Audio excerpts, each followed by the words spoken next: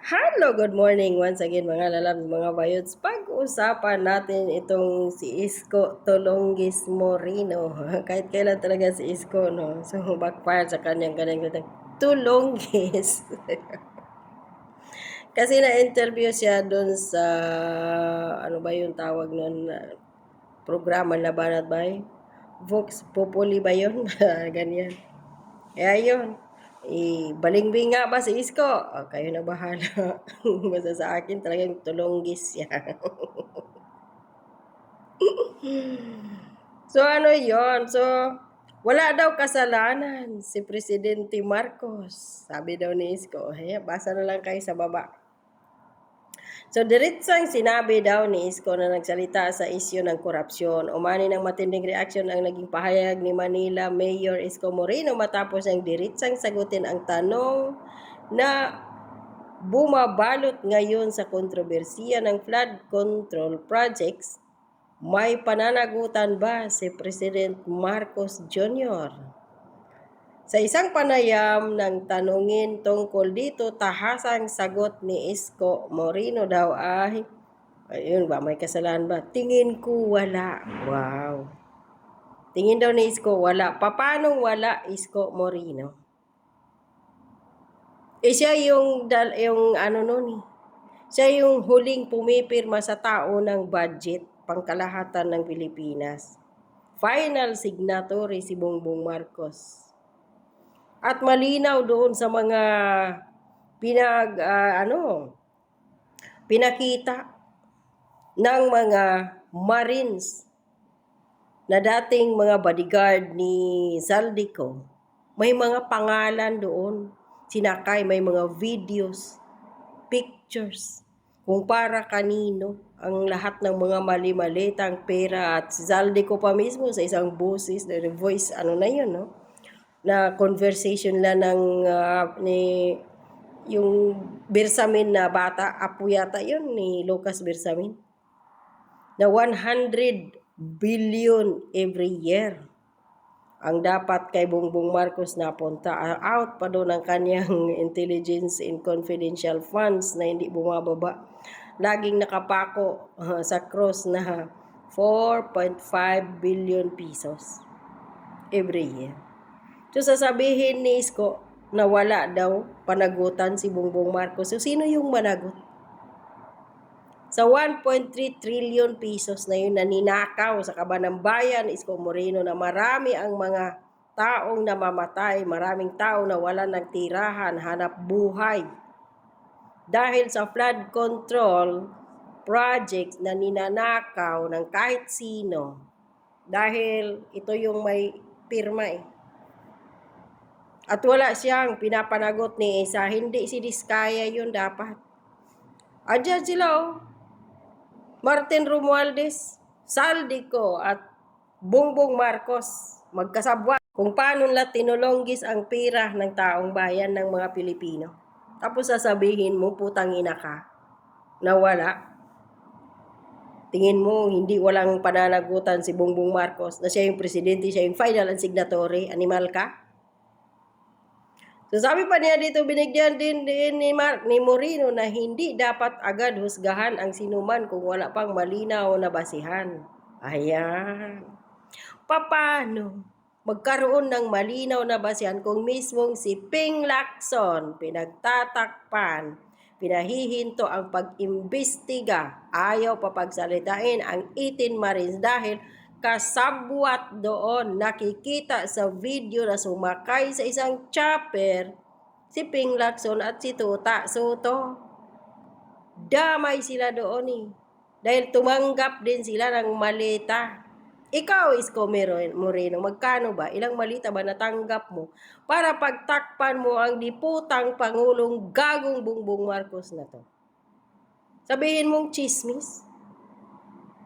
Para daw sa kay Isko Moreno, chismis yun. Wala akong nakitang itutulak papunta kay Bongbong Marcos. Wala kang nakitang itulak. So, mahirap talaga kapag balingbing ang isang tao kasi ang sabi din niya, hindi daw siya balingbing. So, ipagpalagay na natin hindi siya balingbing. Isa lang namang si Isko, ipagpalagay natin langaw. Urong-urong ko nga dito. Pagpalagay na natin na isang langaw na pula ang puwet si Isko Moreno na ayun naghahanap kung saan yung pinakamalaking umbok ng tae, andun siya nakapatong. O ganito yon. So ngayon kasi si Bongbong Marcos ang presidente. So dito siya ngayon kakampi. Sasabihin niya na wala siyang nakitang tawag dito. Wala siyang nakitang rason na si Bongbong Marcos ay isang mastermind ng corruption. Wow. Sa issue ngayon ng Pilipinas, Isko Moreno. Wala ka pa talaga yung lugar mo nga lumubog nga din yun sa baha. Tapos sasabihin mong walang corruption doon, puta ka. Ang hirap talaga kapag usapang pira na talaga. Lahat natatahi yung mga bunganga. So dito magbasa tayo ng mga comments. Sabi pa dito, when money speaks, the truth is silent. Yes. Dahil nabusalan sila ng mali-malitang pira na alam naman nila galing sa mga mahihirap din ng mga taxpayers, hindi lang naman nagbabayad ng yung mga middle class. Kahit mga pobre, marami ring yung sigarilyo at ang alak, ang laki ng niyan, excise tax, tawag diyan o ano ba? Yung ano pala, ano ba tawag ng tax nila na yun sin tax yun. O mga OFWs kagaya namin. Magkano yung contribution namin sa gobyerno? Taon-taon, buong mundo ng mga OFWs. 2.2 or 2.3 trillion pesos yearly ang contribution ng OFWs. O ano? Yung 20 na OFWs na umuwi galing dito sa Kuwait. Ayaw man lang, walang salita si Bongbong Marcos. Pati yung mga media, blackout. Walang nagsasalita about doon sa mga 20 na OFWs na umuwing patay galing dito sa Kuwait. Nakakabahala po yun mga lalabs, mga vayats. Walang pakialam si Bongbong Marcos sa OFWs dahil napakinabangan na niya nung eleksyon, binoto namin siya. Huyo kayo kahit patay na kayong umuwi. Hindi man lang inimbestigahan at ayaw man lang isa publiko ng administrasyon ni Bongbong Marcos ang cause of death ng mga yun. Tapos magyabang pa ngayon ang DMW, mamimigay $200. Samantalang pinakamalaking contribution sa Pilipinas sa gobyerno, OFWs, ang ipamigay $200, hindi pa lahat.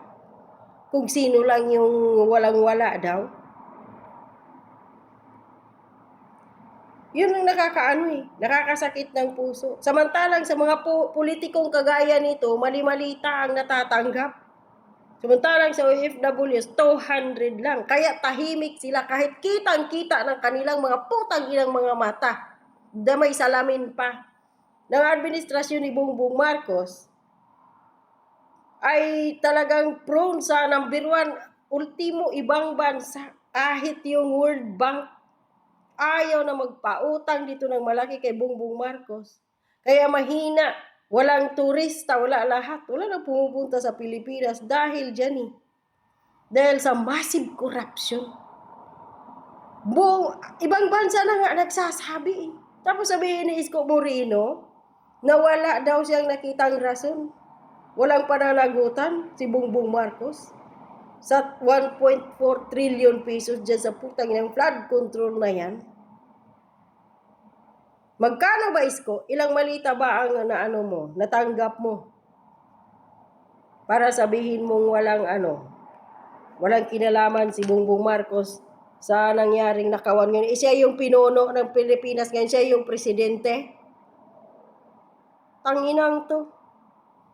Langaw talaga, pula lubot. Bantayan natin to kung si BP Sara ang magiging presidente. Tulunggis na naman to, babaliktad na naman to.